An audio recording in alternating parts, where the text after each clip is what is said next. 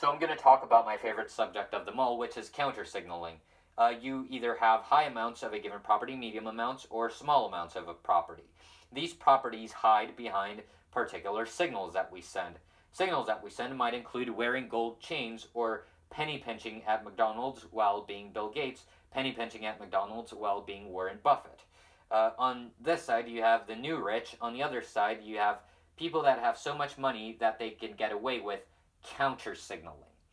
Counter-signaling is risky because if you were not Bill Gates or you were not Warren Buffett, you would actually be sending a signal that would be interpreted as, I have low amounts of the property that you are measuring me for.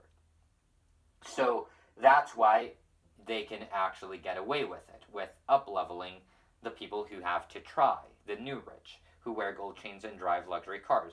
The reason they could get away with it is because they actually have that hidden property. They, after all, are Bill Gates and Warren Buffett. This occurs in peacocks. For example, peacocks are blue in the middle of the jungle. This is apparently the stupidest thing you could possibly do, because you are going to get eaten by tigers more. You are doing something very risky. It is risky in the sense that you could instead choose to be camoed, and by being camoed, you would escape from tigers more often, hence signaling your genetic fitness. However, there had to be a first stupid little blue peacock that got away with being a stupid little blue peacock. Then the female realized, well, this blue peacock apparently has even higher genetic fitness because he's blue and gets away with it. So then you had competition going in the other direction, in the direction of the counter-signaler, as opposed to the one who was conventionally signaling what they were supposed to signal.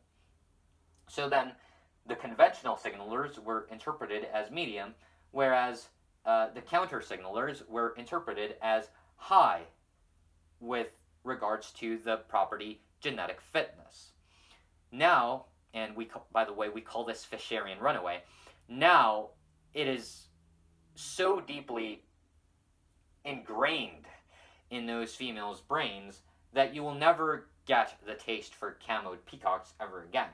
Now you just have ever more crazy competitions for who can have the better, more extravagant plumage that signals to the tigers, here I am, and I can get away with it.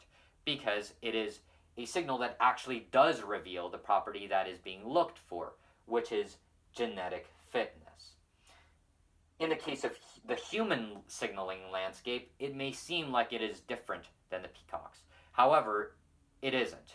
We are still signaling genetic fitness in very complex ways simply because we have a more complex neocortex. This allows us to, for instance, go to math class and spend our time hiding behind endless mountains of symbols. When you are a counter-signaler, you storm off in the middle of the math class. You cross your arms and perhaps you nonchalantly give an answer that impresses the professor, but the rest of the time you act like you don't want to be there. Nonetheless, you get an A. This is counter-signaling. You are saying, I am even higher at the property by which you are measuring me for than the people who actually have to just sit there and listen through the entire lecture without walking away in the middle of it. So if you can get away with it, that means that you actually do have a high amount of the property. Otherwise, you would get an F, and you would be perceived as a failure. So it is a risky strategy that you engage in when you counter-signal, and this filters for those who actually are capable of handling that particular risky move. Hence, calling this the Handicapped Principle in biology.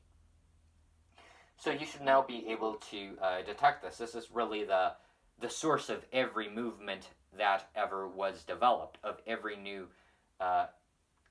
sort of thing that swallowed up people into competitions. Someone had to be the first counter-signaler. Someone is always the first counter-signaler who's a blue peacock and says, hey, develop a taste for this now.